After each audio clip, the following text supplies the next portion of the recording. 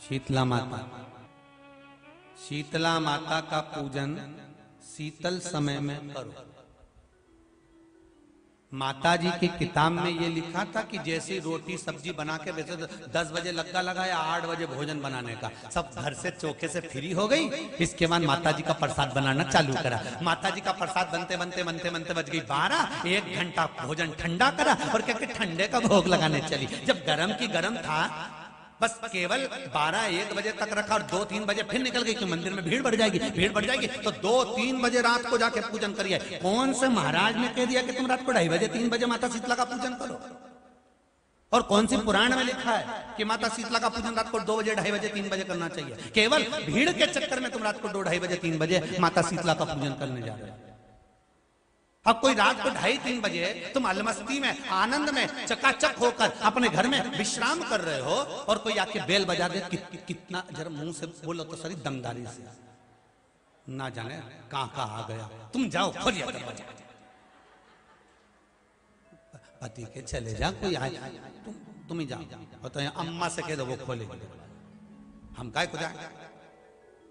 बोलो सही है कि गलत है? अब तुम आधी रात को शीतला माता से कह रही, माता शीतला हमारे घर में लक्ष्मी दे दीजिए। शीतला जी बोली अगली बार मत आ जा। शीतला माता ही करी, अभी तो आ गई, आधी रात के आ गया। इस सोच सुधर जाओ, अपनी अपनी गलतियों को स्वीकार करना चालू कर दो। थोड़ा सीहोर वाला महाराज बुरा जरूर है, पर प्रयास करूंगा कि भारत की भूमि पर जो गलत काम हो रहे हैं, हमारी पूजन पाठ में हम जो गलतियां कर रहे हैं, हमारे सेवा कर्म में हम जो गलतियां कर रहे हैं, उसको हम अगर सुधारेंगे तो आने वाली पीढ़ी सुधर कर चलेगी। नहीं तो लोग 12-12, 1-1 बजे जाकर पूजन करेंगे। हमें सुधारना है, कोई दूसरा नहीं सुधारेगा। लोग तो नियम बना लेंगे, हमारी सास भी इतनी बजे करती थी इसलिए हम तो इतनी बजे ही करते हैं। तो हमने पूछा सांस कहां गई? तो गई ऊपर। अच्छा,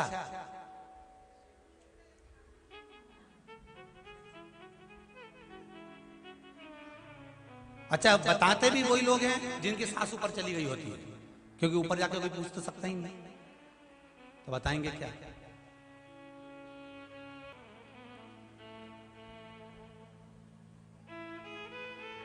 हमारी गलती को हम स्वीकार करें और हम जो गलतियां कर रहे हैं उनको हमें सुधारना। क्या सुधारना है हमको? हमारी गलती।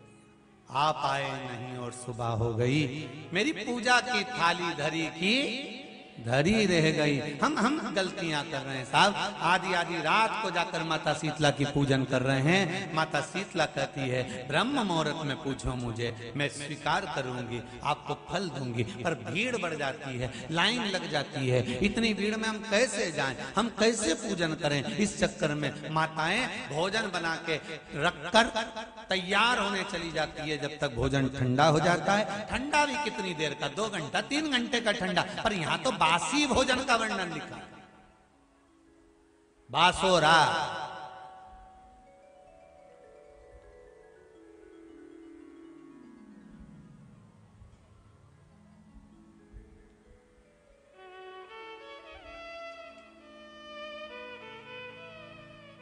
अब कई लोग कहते हैं हम सारी पूजन पाठ करते हैं गुरुजी, हम सारे मंत्र जाप करते हैं, हम सारे जो बोलते हो ना वैसा वैसा हम करते भी हैं गुरुजी हो।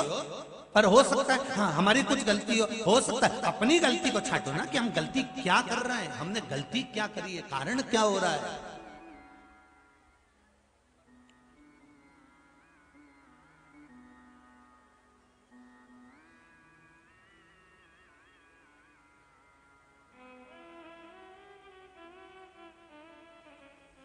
एक पहले हमारे नमक चौराहे पर, हमारे हम जहाँ रहते थे सीहोर में नमक चौराहे पर, वहाँ छावनी में श्री हनुमान जी की मड़ैया थी। अम्मा मंदिर बन गया छोटा सा, पहले मड़िया थी छोटी सी, पीपल के पेड़ के नीचे। कभी सीहोर आप घूमने जाएं तो हम आपके साथ चलेंगे, हम दिखा देंगे वो। तो वहाँ मड़िया थी छोटी सी, तो कोई एक दादाजी आते थे बढ़िया कपड़ा बड़ा सफेद पहन के और 2 अगरबत्ती लेके आते थे और अगरबत्ती जलाई और वो मड़िया के अंदर घुस के और हनुमान जी के बिल्कुल वहीं पास में बैठ के अगरबत्ती हनुमान जी की दोनों आंख के कम से कम 15 से 20 मिनट कोई दर्शन नहीं कर पाए। वो आंख के पास ने, नाक के पास ने, मुंडा के पास हनुमान जी के वो अगरबत्ती घुमाए। अब पहले तो छोटे से थे तो ध्यान तो था नहीं, तो मन में सोचते थे, परंतु कि क्या पता हनुमान जी भी क्या सोचते होंगे। जब ये आते होंगे तो हनुमान भी सोचते होंगे आग लगा के जाएगा, हनुमान जी भी पीछे खसक जाते होंगे। विचार वहीं अगरबत्ती लेने दो, आंख के पास में घुमा। आपसे निवेदन है, जिस देवी देवता को आप दिया लगा रहे हो, जिस देवी देवता के सामने आप पशुपति व्रत कर रहे हो, जिस देवी देवता के सामने आप दीप प्रज्वलन कर रहे हो, देवता की जहां शिवलिंग होता है, ये शिवलिंग, ये जलाधारी, ये शिवलिंग रखा है। कई माताओं की आदत होती है, कई भाइयों की आदत होती है कि जहां, स्पीकर बंद हो गया सर, जहां शिवलिंग होता है, रिटर्न बंद है, जहां शिवलिंग होता है तो वहां जहां शिवलिंग रखा हुआ है कटी में, जहां शिवलिंग रखा हुआ है कटी के अंदर, जहां शिवलिंग का भाग उस जलाधारी पर रखा हुआ है, तो वो जलाधारी पर जहां रखा है ये मां जगत जननी जगदम्बा है, माता पार्वती जी का हस्त कमल है। और आप लोग दिया कहां रख देती हो? कई माताएं दिया रख देती है, जहां शिवलिंग है तो उसके आसपास में जो गोल जलाधारी है उसी पे दिया रख देती है, जला जला जला। नहीं भाई, बहुत ध्यान रखिए महाराज, बहुत ध्यान रखो जरा, बहुत ध्यान रखिए आप उस चीज का कि ये जो दिया आपने रखा है, जो ये दिया आप रख रही हैं, इस दिए को उस जलाधारी से आपको थोड़ा दूर रखना, भगवान के करीब नहीं, भगवान को लगना नहीं चाहिए। श्रीफल, नरियल, आप शिवलिंग की इस जलाधारी पर नरियल नहीं रखना है आपको। जो विराम उद्यापन करते हो आप लोग, पशुपति व्रत का जो नरियल है, भेंट है, वो शिव जी को छुआकर नीचे ना, इस जलाधारी पर नहीं रखना है, शिवलिंग पर नहीं रखना है, उसको छुआकर जलाधारी से दूर रखिए। आपने अगर जलाधारी पर रखा है तो उसका फल आपको नहीं मिल सकता।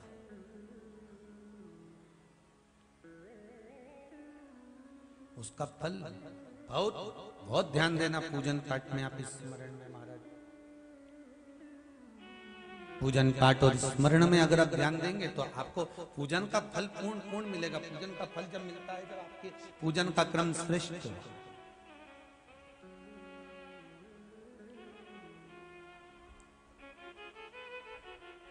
पूजन का फल तभी प्राप्त होता है महाराज। और उस पूजन के फल को हमें अगर प्राप्त करना है तो हमको श्रेष्ठता धारण करना ही पड़ेगा, हमें अपनी गलतियों को सुधारना पड़ेगा।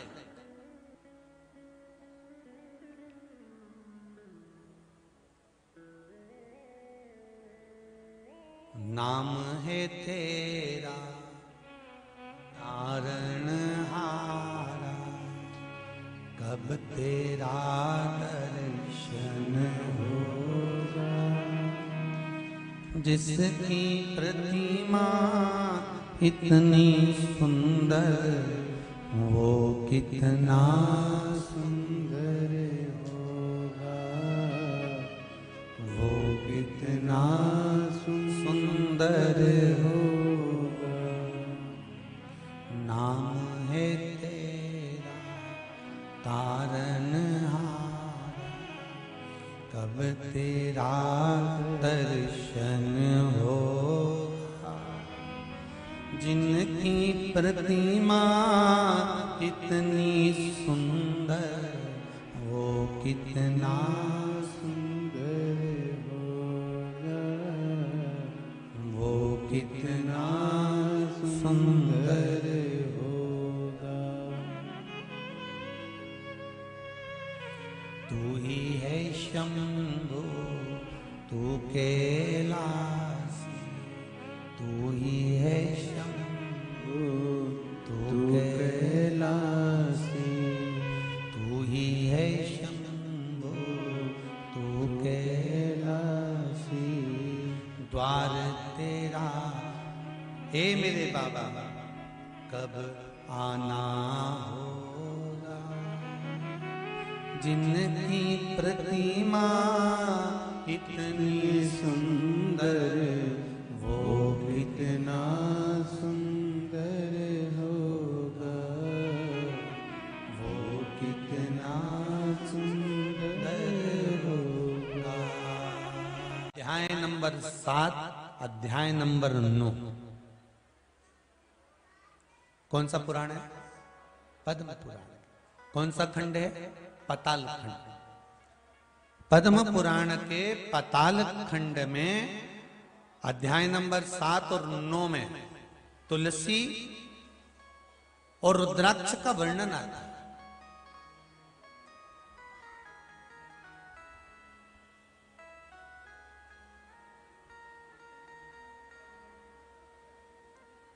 कि मान लो अगर मनुष्य का शरीर मिला है और आपके जीवन में कोई आपको गुरु ही नहीं मिला, कोई अच्छा सदगुरु प्राप्त ही नहीं हुआ,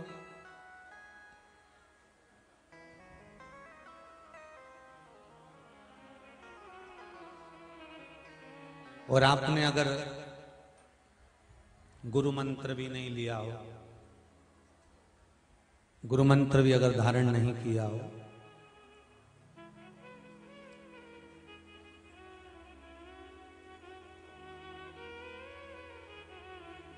कई लोग कहते हैं जिसका गुरु मंत्र नहीं होता, जो गुरुमुख नहीं होता, वो कितना भी दान पुण्य कर ले, लगता है क्या?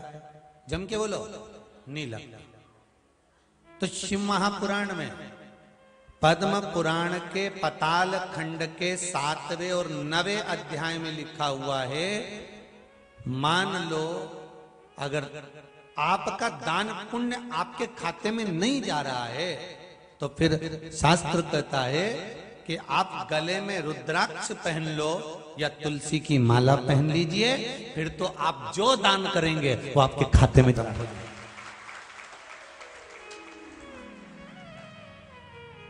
गले में या तो रुद्राक्ष का एक मनका या माला, कुछ भी अगर आपके गले में पड़ी, रुद्राक्ष की एक मनका या एक माला भी आपके गले में पड़ी हुई है, या तुलसी की माला का एक मनका या तुलसी की माला भी आपके गले में पड़ी है, तो उसका फल आपको मिलना प्रारंभ हो जाएगा। उसका फल आपको मिलना प्रारंभ हो जाएगा हमारा।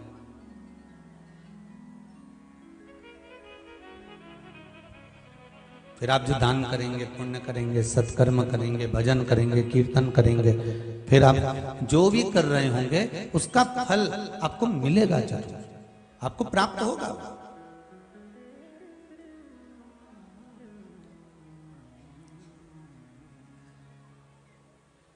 अच्छा, कई लोग कहते हैं गुरुजी माला पहनने से क्या होता है, रुद्राक्ष पहनने से क्या होता है? तुलसी की माला हम पहने या रुद्राक्ष की माला पहने, लोग क्या कहेंगे? हम नवयुवक बच्चे, आज के जमाने के लड़के लड़कियां ऐसे पहनेंगे तो लोग क्या कहेंगे? कई स्कूल तो ऐसे हो गए जहां माला तक कह देते हैं पहनकर मत आना।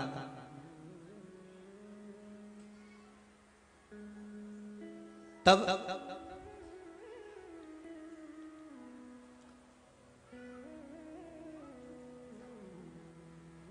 भाई, कोई सौभाग्यवती नारी जो होती है ना, मांग में सिंदूर भरती है, बिंदी लगाती है, कई कई नई फैशन की है तो सिंदूर भी नहीं भरती, कहीं कहीं की नई फैशन की है तो बिंदी भी बड़ी सारी नहीं लगाती, वो तो इतनी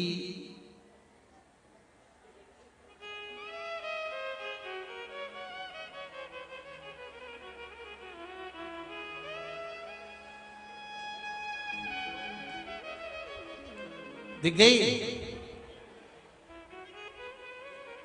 दिखी बस। माथा में जैसे जू नहीं दिखे, नहीं ऐसी बाल पे बिंदी नहीं दिखे हो, इतनी छोटी सी निकाल के इन टीकी कंपनी वालों की भी निछावर कर दो रे कुछ, कम से कम बड़ी टीकी तो बना। इतनी छोटी इतनी छोटी इतनी छोटी है। चलो जाने, मांग से नहीं मालूम पड़ा, टीकी से नहीं मालूम पड़ा, बिछुड़ी से नहीं मालूम पड़ा, चुड़ला से नहीं मालूम पड़ा, पर मालूम कैसे पड़ा कि शादी हो गई तो कि गला में मंगलसूत्र पड़ा हुआ था, उससे पहचान आ गई कि काली पोत पड़ी हुई है, गले में एक सूत्र पड़ा हुआ है, उससे पहचान आ गई कि ये शादीशुदा है, इसका विवाह हो चुका है। विवाह हो जाना मतलब अब ये पति की निगाह में है। ये भले किसी भी मॉल में जाके सामान खरीदेगी, कोई ना कोई सूचना दे ही देगा। तो भाभी जी वहां पर सामान खरीद रही थी वो, तो पति की निगाह में है। दुकान पे जाओ तो कैमरे की निगाह में हो। विवाह होने के बाद पति की निगाह में हो। जैसे गले में मंगलसूत्र पड़ जाने के बाद में पति की निगाह में आप रहते हो, उसी तरह गले में रुद्राक्ष पड़ जाने पर शिव की निगाह में आप रहते हो, शंकर की निगाह में हो, शिव की निगाह।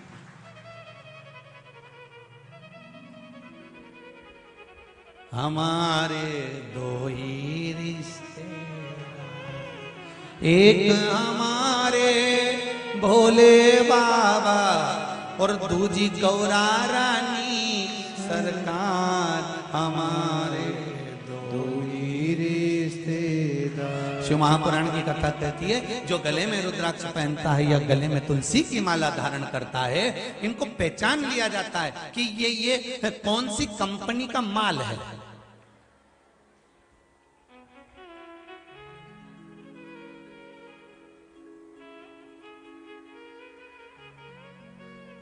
सिर का तिलक मरते समय हो सकता है ज्यादा तेज, वो ऐसा सुना है जिसको अटैक आता है तो उसको पसीना बहुत तेज आ जाता है, तो हो सकता है वो पसीने में भीग गया और ऊपर से यमराज बंदी बनाने आ गए और उन्होंने कहा उठाओ इसको, तो के ये तो भक्त है, कहां से दिख रही है कि तिलक मिलक तो लगा ही, उनके पोज दिया बेचारा किसी ने, तो फिर कहा उठाओ इसको, नी नी ये भगत है, तो के इसके गले में देखो कौन सी माला पड़ी है। फिर देखा कि इसमें रुद्राक्ष पड़ा है कि तुलसी की माला पड़ी है। गले में माला तुलसी की हो, रुद्राक्ष की हो। जैसे बल्ब, आजकल का जमाना का जो बल्ब आए ना CFL का, ऐसा सफेद वाला लट्टू,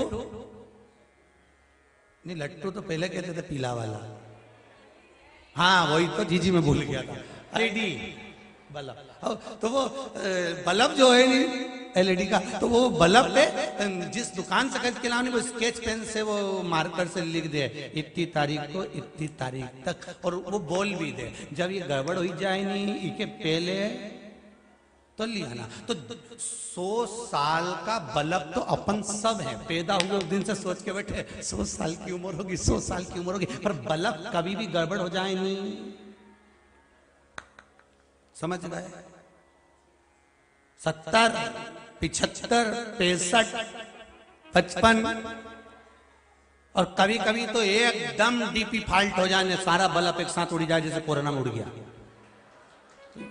ये भी नहीं कह सकता, कभी कभी तो फॉल्ट हो ही जाए, लाइट है तो अगर बल्ब गड़बड़ करे तो इसको वापिस ले आना, मैं बदल के दे दूंगा। भगवान भी करें कि याद रखना, जैसे बल्ब कंपनी का माल कंपनी में वापस चले जाता है, दूसरी कंपनी वाला लेगा क्या, बजाज वाला वो कौन सा बोले CFL का, और दूसरे कंपनी का ले ले, तो ये कंपनी का वो कंपनी में नहीं जाए, वो कंपनी का वो कंपनी में नहीं जाए, जिस कंपनी का उसी कंपनी का मालिक वापस करेगा और तुम्हें दूसरा बल्ब उसी कंपनी का देगा,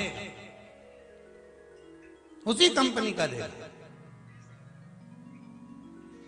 अब जरा विचार करिए, जब कंपनी का बल्ब कंपनी में जाकर बदला जा रहा है तो आपके गले में अगर रुद्राक्ष की माला है, तुलसी की माला है, अंतिम समय में प्राण छूट रहा है, कोई पास में हो ना हो, राम नाम निकला, कृष्ण नाम निकला, शिव नाम निकला ना निकला, तुमने प्रसाद खाया ना खाया, तुलसी का दल खाया ना खाया, अब किसको मालूम कि मरने वाला कि तुलसी का दल तोड़ के खा जाएगा?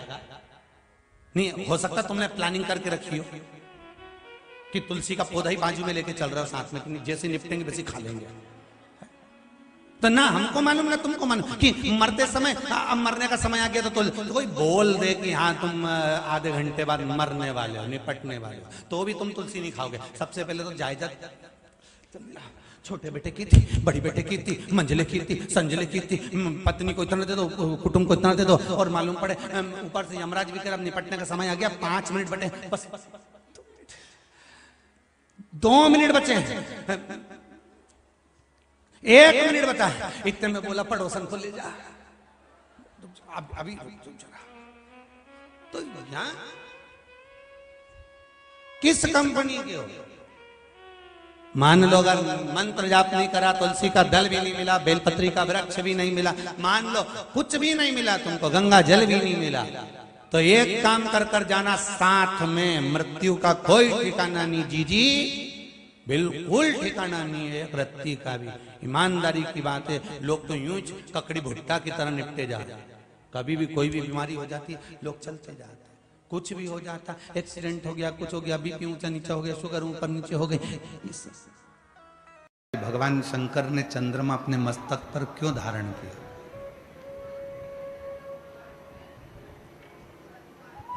उसको तो श्राप दे दिया था दक्ष प्रजापति ने, कितना दुर्बल हो चुका था।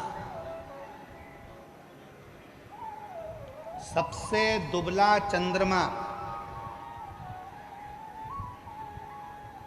सबसे क्षीण चंद्रमा, सबसे दुबला चंद्रमा, सबसे पतला चंद्रमा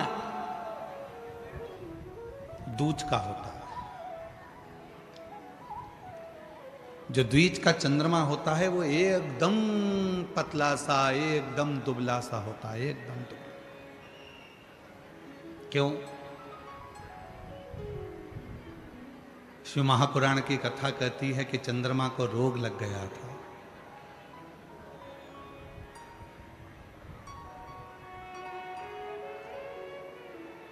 और चंद्रमा को रोग लगा, ऐसी बीमारी चंद्रमा को लग गई कि उसका शरीर धीरे धीरे धीरे धीरे छिन्न होने लगा। चंद्रमा के शरीर में एक रोग लग गया, शरीर पूरा धीरे धीरे धीरे धीरे क्षीण होने लगा। ये रोग नहीं लगता, दक्ष प्रजापति का श्राप भी चंद्रमा को नहीं लगता, रोग भी नहीं लगता, श्राप भी नहीं लगता। लगने का कारण केवल एक था, स्वयं चंद्रमा। दुनिया में किसी की सामर्थ्यता नहीं है कि कोई आपका बुरा कर दे। दुनिया में किसी की सामर्थ्यता नहीं है कि कोई आपका बुरा कर दे। दुनिया में किसी की सामर्थ्य नहीं है कि कोई आपको श्राप भी दे दे, क्योंकि श्राप देने वाला व्यक्ति भी ऐसा होना चाहिए कि जिसकी जिंदगी में कभी कोई निंदा ना हो। श्राप देने वाला व्यक्ति भी ऐसा होना चाहिए जिसकी जिंदगी में कोई पाप ना हो। श्राप देने वाला व्यक्ति भी ऐसा होना चाहिए जिसकी जिंदगी में उसने कभी किसी का दिल ना दुखाया हो। श्राप देने वाला व्यक्ति भी ऐसा होना चाहिए जिसने अपनी जिंदगी में कभी किसी के लिए आड़ा टेढ़ा ना कहा हो। श्राप देने वाला व्यक्ति भी अपनी जिंदगी में ऐसा होना चाहिए जिसने जीवन में किसी का दिल ना दुखाया हो। श्राप देने वाला व्यक्ति भी ऐसा होना चाहिए जिसके एक एक रोम से 3.5 करोड़ रोम में से केवल भगवान का नाम निरंतर निकल रहा हो। ना भूख लगे, ना प्यास लगे, ना कहीं जाना, ना कहीं आना, ना अपने भवन से निकलना, ना कहीं भवन से बाहर जाना, केवल भजन केवल भजन केवल भजन में डूबा रहे, तो उसका श्राप लग सकता। पर आज का व्यक्ति कहे मैं तुझे श्राप दे दूंगा तो कहना हो दे दे, ला कोई दिक्कत नहीं है, उसमें कोई टेंशन नहीं चाहिए, दे दे।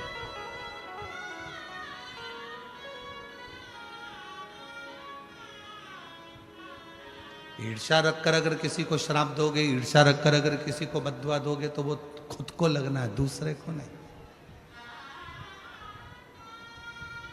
किसी की सामर्थ्यता नहीं है कि कोई तुम्हारा बुरा कर दे। बुरा कौन करता है? अपन स्वयं। तो भी मेरा पेपर भोलेनाथ की कृपा से मैंने जो याद किया है वो आएगा और सफल होऊंगा तो सफल हो, सफलता मिलेगी। और उसका फल ये केवल हम व्यासपीठ से बोलें तो बात दूसरी। यहाँ एक पत्र आया, एक पत्र आया और उस पत्र में ये बात लिखी है।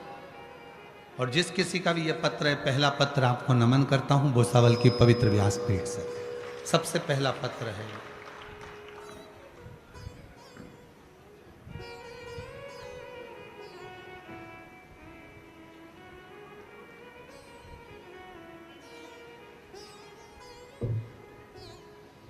मेरा नाम निशा भरत जोशी, मैं नंदुरबार में रहती हूँ।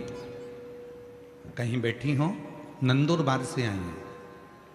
मेरा नाम है निशा भरत जोशी, मैं नंदुरबार में रहती हूँ। कहीं बैठी हो तो हाथ हिला सकती हैं। नंदुरबार से आई हैं? अच्छा, बाजू वाले पंडाल में? ठीक है, आ जाइए। अच्छा अच्छा, ठीक है, आ जाओ। मेरा नाम निशा भरत जोशी है, मैं नंदुरबार में रहती हूँ गुरुदेव। मेरी शादी को 11 साल हो गए थे, संतान का सुख नहीं हुआ। जब संतान नहीं हुई, डॉक्टरों का इलाज करवाया। आखिरी में डॉक्टरों ने कह दिया कि तुम जिंदगी में कभी मां नहीं बन सकती,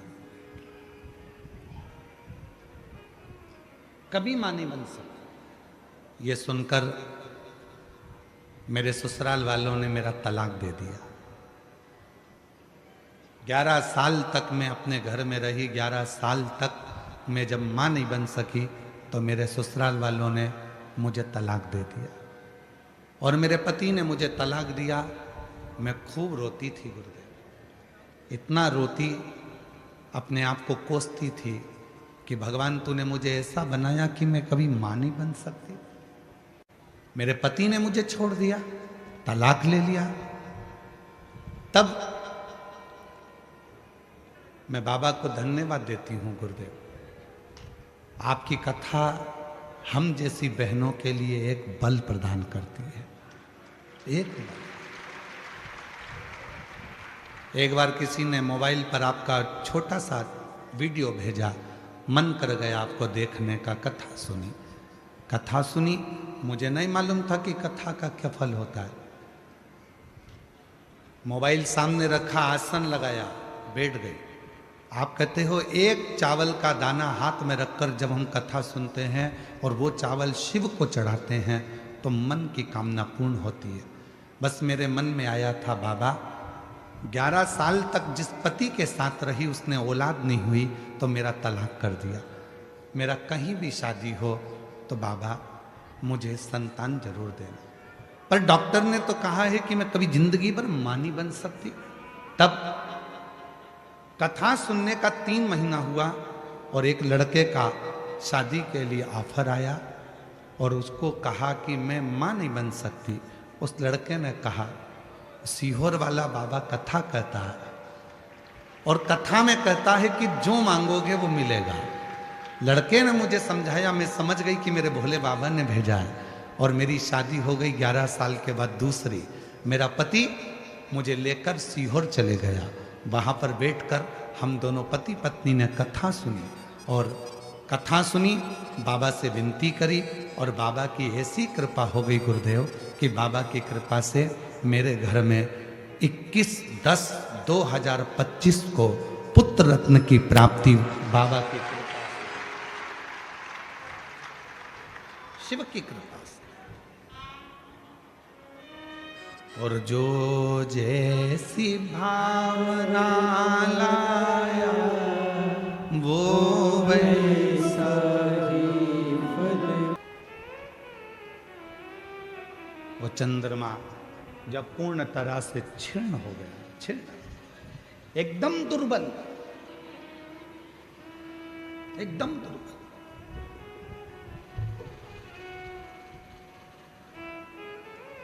द्विज का जो चंद्रमा होता है दूज का, और वो द्विज का चंद्रमा इतना दुर्बल हो जाता है, इतना दुर्बल हो जाता है कि उसमें कोई बल नहीं रहता, कोई बल।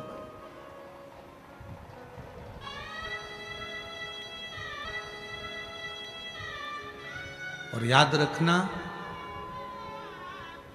जब व्यक्ति सब जगह से ठोकर खा लेता है, हर जगह से उसको धक्का मिलता है, हर जगह से उसको परेशानी मिलती है, और आखिरी में जब वो शंकर जी को एक लोटा जल चढ़ाना प्रारंभ करता है तो शिव जी उसको अपने मस्तक पर बिठा लेते हैं।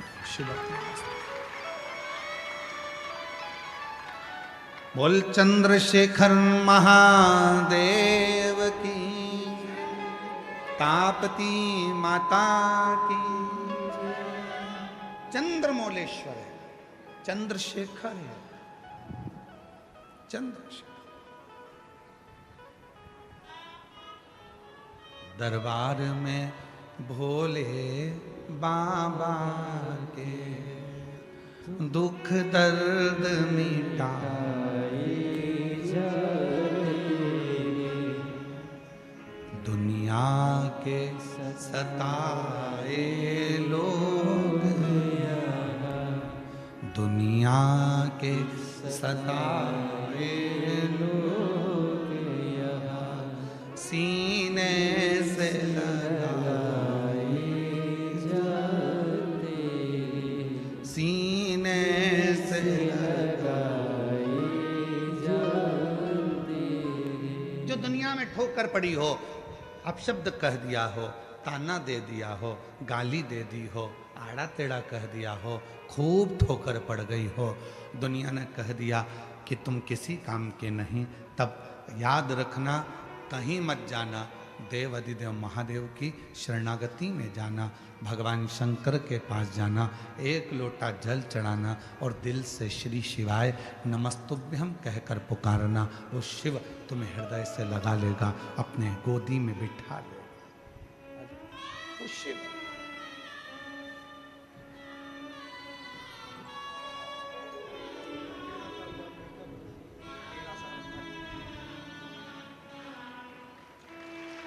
शंभो,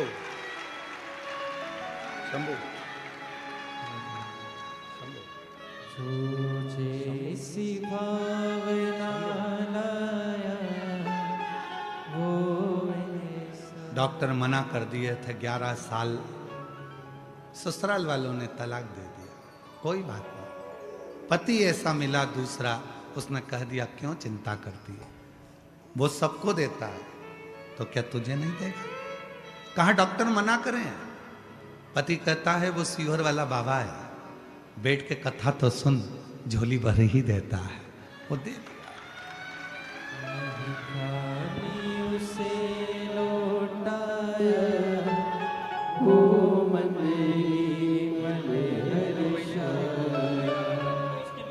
कर दिया माला माल का शिवाने, लुटा दिया भंडार काशी वाले। एक विश्वास, एक भरोसा, एक दृढ़ता आपके भीतर है। और फिर निवेदन करूंगा मेरी जीजियों, आपसे निवेदन है, गर्मी बहुत तेज है, धूप बहुत तेज है, टाइम पास करने के लिए शिव पुराण में मत आना, भीड़ बढ़ाने के लिए शिव पुराण में मत आना,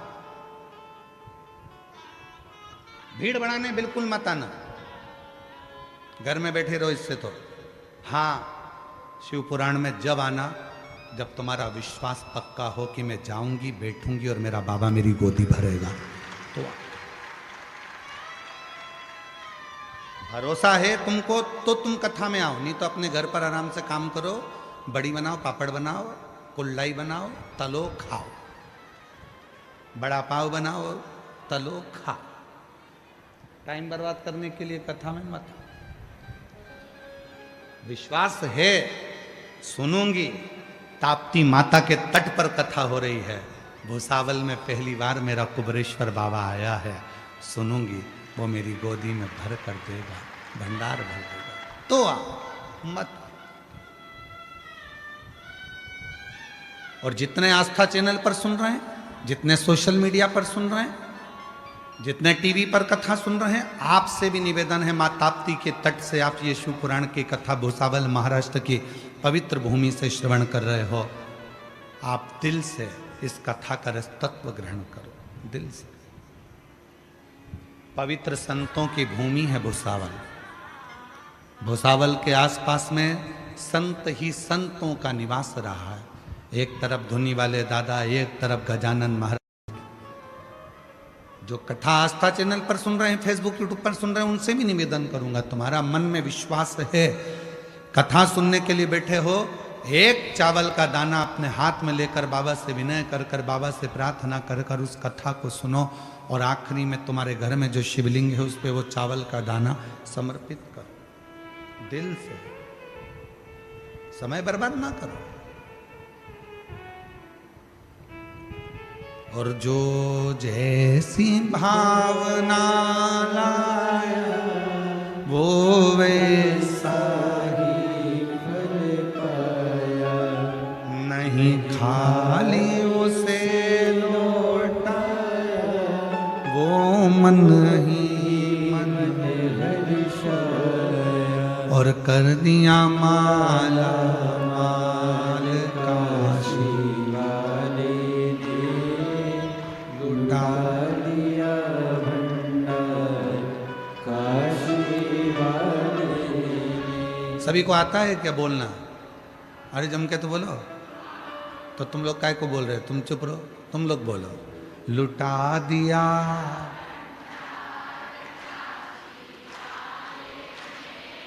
कर दिया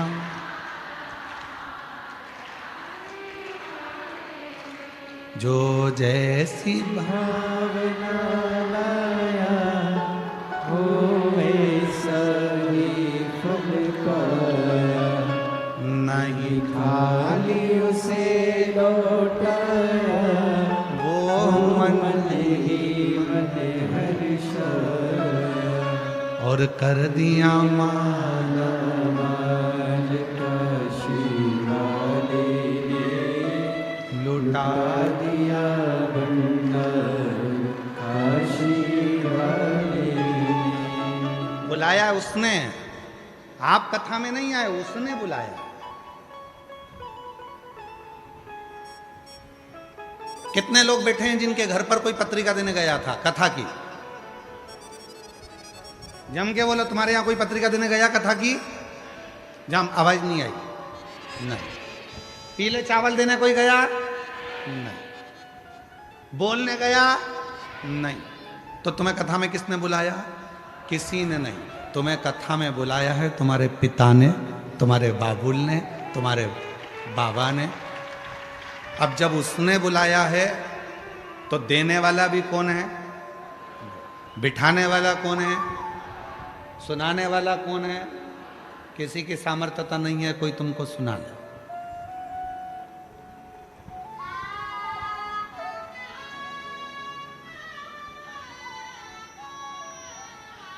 मैं इस भोई परिवार को,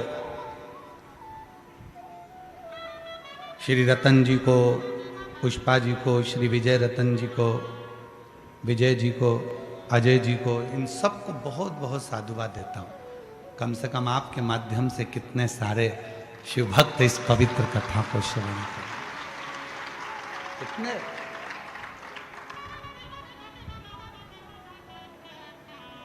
ये उसकी कृपा हो।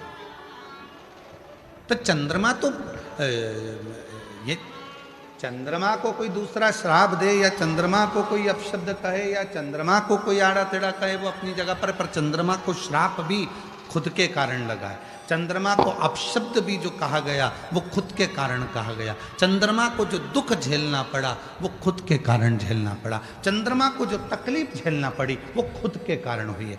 किसी की सामर्थ्यता नहीं है कि कोई तुमको रोक दे।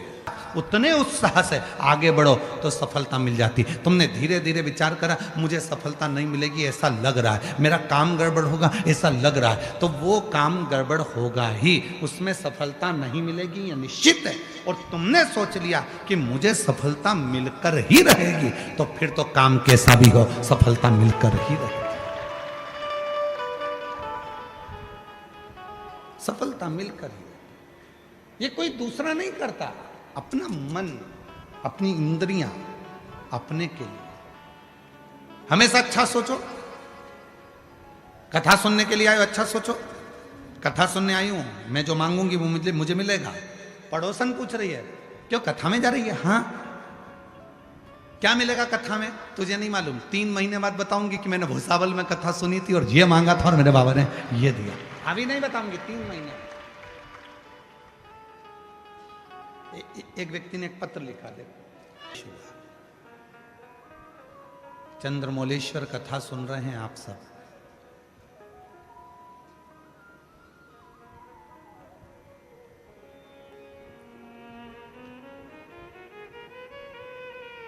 चंद्रमा का प्रवेश हुआ।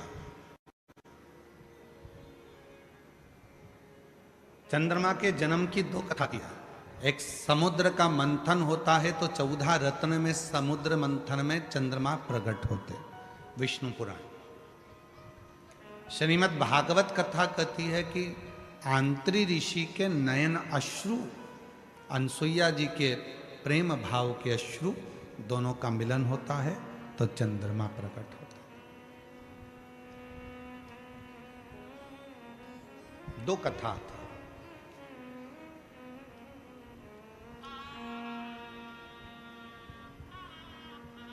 बड़े सुंदर थे चंद्रमा, विद्वान थे चंद्रमा, औषधियों को जानते थे चंद्रमा, बहुत अच्छी औषधियों को प्रकट कर लेते थे चंद्रमा। तो देवताओं ने उनको ग्रहों का स्वामी बना दिया था। जिस मदनासुर ने ब्रह्मा जी से वर प्राप्त करा, भगवान विष्णु से वर प्राप्त करा, सारे वर उसको मिलकर और इतना अभिमान में डूब गया, इतना अभिमान में डूब गया, फिर उसके मन में आया कि मैं देव अधिदेव महादेव से कुछ प्राप्त नहीं कर पाया तो शंकर जी से प्राप्त कर। मदनासुर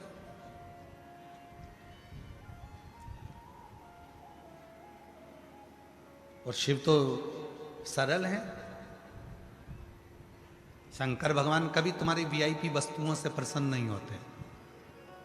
शंकर भगवान को प्रसन्न करना है तो एक धतूरा, एक चावल का दाना, धतूरा चढ़ाओ शिवलिंग पे, चावल का दाना सुंदरी की, हाथ रखो चावल के दाने पर और शिव जी से अपने मन की बात प्रदोष के दिन, प्रदोष काल में, शाम के समय चंद्रमौलेश्वर महादेव का नाम लेकर कह दो। 3 महीना तो जाने दो, 3 दिन में वो बाबा मुराद पूर्ण करना प्रारंभ कर दे।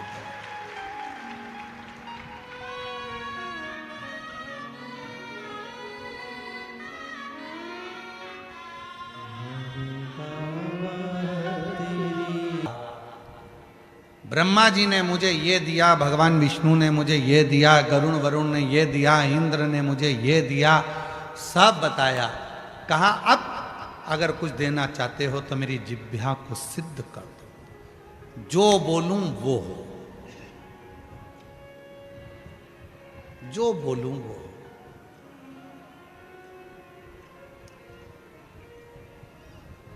शिव जी तो शिव जी थे। रोज बेलपत्र खाने वाले की जिह्वा शिव सिद्ध कर देते हैं। रोज शिवलिंग पे चढ़े हुए जल पीने वाले की जिह्वा शिव सिद्ध कर देते हैं। और रोज जो अपने मुख से श्री शिवाय नमस्तुभ्यम कहता है उसकी जिह्वा और मुख शिव सिद्ध कर देते हैं। शिव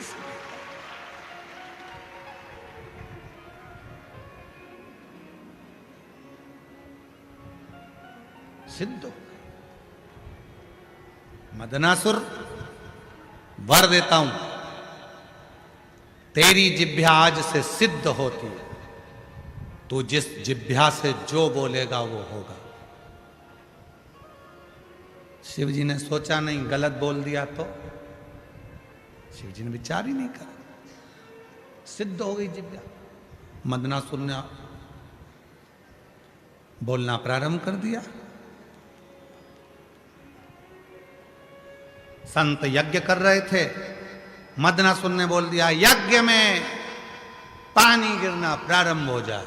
यज्ञ में पानी गिरा, भस्म। कोई स्त्री हंडा लेकर जा रही थी पानी का मटका, मदनासुर को जाने की जरूरत ही नहीं थी, देख लेता था, ऊपर से कह देता फूट जा, फूट गया। जिब्या से अच्छा हुआ वो तो भुसावल वालों की जिब्या सिद्ध नहीं हुई। ये किसी को गड़बड़ नहीं करते यार।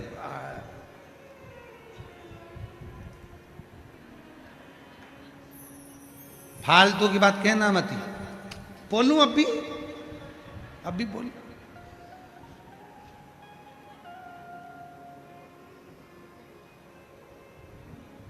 जिब्या सिद्ध हो, मना नहीं है। आप शंकर जी को जल चढ़ाते हो, शिव जी का जल पीते हो, शंकर जी पे चढ़ी हुई बेलपत्र खाते हो, भले थोड़ी सी खाओ, पर सिद्ध हो जाती है ना, तो किसी का बुरा नहीं करना, भला करो, अच्छा करो।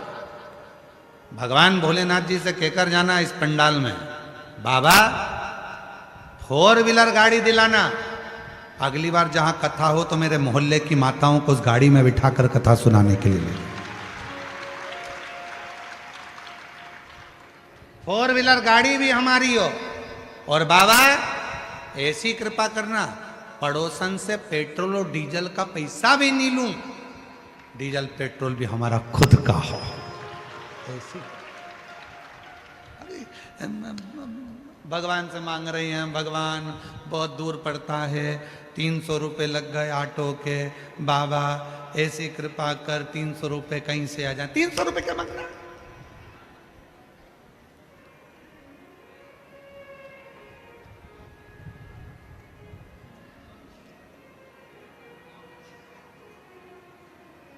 पड़ोसन से झगड़ा हुआ, भगवान से कह रही है, भगवान वो कमलाबाई कैंसर समाप्त होगा। वो बहन कह रही है कि डॉक्टर भी आश्चर्य में है कि आपका कैंसर कैसे समाप्त हो सकता है, ये समझ में नहीं आ रहा। वो बहन खुद कह रही, उसका विश्वास उसको जिता दिया। तुमने सोचकर बेटा घुटने का ऑपरेशन कराना पड़ेगा, डॉक्टर बोल दिए हैं घुटना बेकार हो गया। डॉक्टर साहब से बोलो दवाई दो, डॉक्टर साहब अभी कम से कम 15-20 दिन 1 महीना रुको, मेरा बाबा मुझे ठीक कर देगा, मेरा घुटना काम करेगा, मैं ठीक हो जाऊंगी, मैं ठीक हो जाऊंगी, मैं ठीक हो जाऊंगी। और तुमने ठान लिया ठीक होंगी, मतलब दिन भर में एक बार सरस्वती तुम्हारे मुंह से निकलती है, मतलब तुम ठीक होकर रहोगी, तुम बढ़िया हो ही।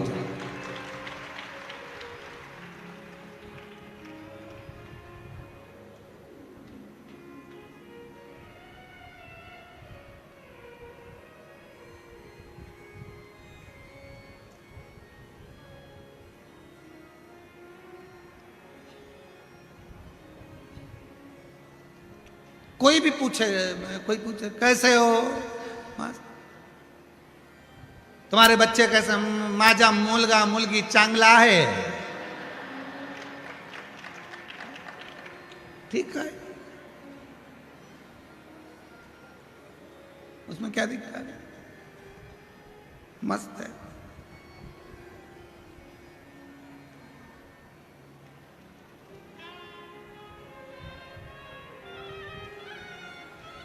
तो वो पूछे काय से चांगला है, 1 लोटा जल शिवपिंडी घेऊन, क्या बोलते हैं,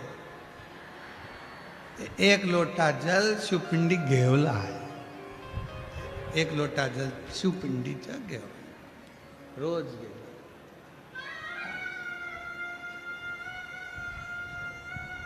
वो रोज शिव मंदिर जाते हैं, जल चढ़ाते, शिव का नाम लेते, भगवान भजन करते, बसते रहते।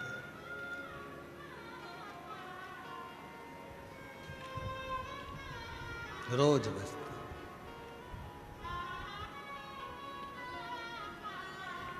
शिव को बसते हैं।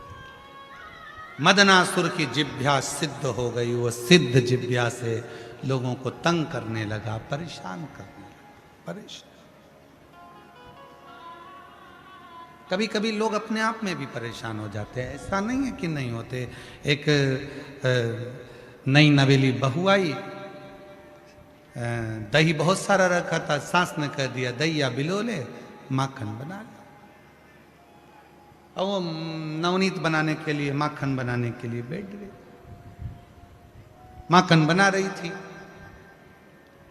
नई बहू थी, सिर पे पल्लू वल्लू रख के खूब जोरदार माखन बनाने के लिए जो बैठी और मक्खन जो बिलोने में लगी, और थोड़ी देर बाद आवाज लगाया, सासू जी सासू जी सासू जी।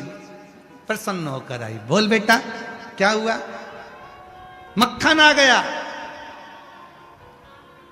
अब उसने जिंदगी में पहली बार तो मक्खन निकाला था, तो चिल्ला कर दौड़ी, मम्मी मम्मी सासू जी मक्खन आ गया।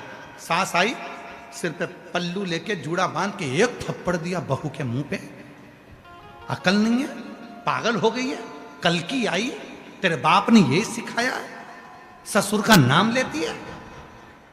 अब उसको क्या मालूम था कि मेरे ससुर का नाम मक्खन है, लेती ही नहीं। पहले बताना था कि मक्खन ससुर का नाम है, ससुर का नाम लेती, तेरे बाप ने यही सिखाया, दिया एक धर के। आज के बाद अगर ससुर का नाम लिया तो जीवान खींच लूंगी तेरी। ठीक है।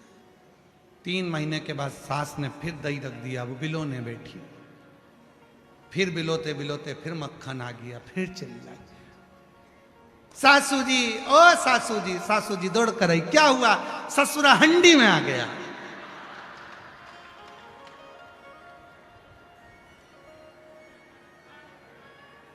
अब नाम नहीं लिया, ससुरा हंडी में पड़ा है, मटकी में मक्खन पड़ा है। तो कभी कभी हमारी परेशानी हम स्वयं लेते, कोई दूसरा नहीं लेता, कोई दूसरा नहीं बोला। मदनासुर ने लोगों को तंग किया, कष्ट दिया, अपशब्द कहे, जो बोलता वो सिद्ध वाणी थी। परेशान हो गए, बहुत कष्ट हुआ, बहुत कष्ट। तब देवता जहां जाते थे, जिस विमान पर बैठकर ऐरावत हाथी पर बैठकर इंद्र जाता था और मदनासुर दूर से देख लेता था इंद्र ऐरावत पर आ रहा है, मदनासुर कह देता था ऐरावत की टांग टूट जाए, ऐरावत की टांग। इंद्र नीचे गिर गया। ऐसे कई लोग हैं अपने जीवन में, लोगों को सुखी नहीं देख सकते, भीतर से जलते जाते हैं। अरे भाई खुश होना चाहिए, पड़ोसी का बेटा डॉक्टर बन जाए, खुश हो, बाबा ने बड़ी कृपा करी, हमारे पड़ोस का लड़का डॉक्टर बन गया, कभी बीमार होंगी तो दिखा दूंगी। पड़ोसी की यहाँ 4 व्हीलर गाड़ी आ जाए, बाबा को धन्यवाद दो, पड़ोसी की यहाँ 4 व्हीलर गाड़ी आ गई, भगवान कृपा करना, कितनी अच्छी बहू आई है, 4 व्हीलर गाड़ी भी लाई है, कभी भी काम पड़ेगा तो 4 व्हीलर गाड़ी फ्री में मिल जाएगी। बड़ी कृपा, बड़ी करुणा, भगवान को धन्यवाद दो। भगवान तूने 2-2, 3-3 मकान दे दिए, बड़ा अच्छा करा, कभी भी सियोर वाला मारा जाएगा तो कम से कम हमारे मकान ठेक हो जाएगा, तूने बड़ी करुणा कृपा।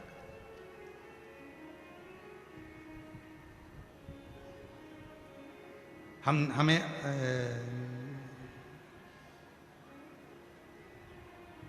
कहाँ विजय रतन भोई जी, हम कौन सी कॉलोनी में ठहरे हैं? तापी नगर में। अच्छा, हम जहाँ ठहरे हैं भोई जी के यहाँ, तो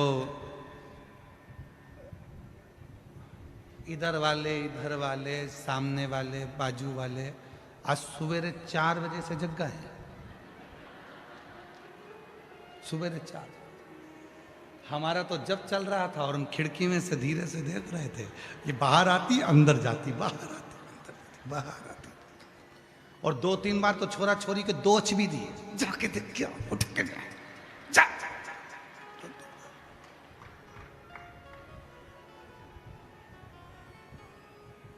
हम एक पीछे वाली खिड़की में से देख रहे थे, इतने में एक बच्चा दौड़ कर गए मम्मी के पास, मम्मी गुरुजी आ गए, गुरुजी आ गए। मम्मी बाहर आके फिर 2 धर के दी, ये तो आशीष है,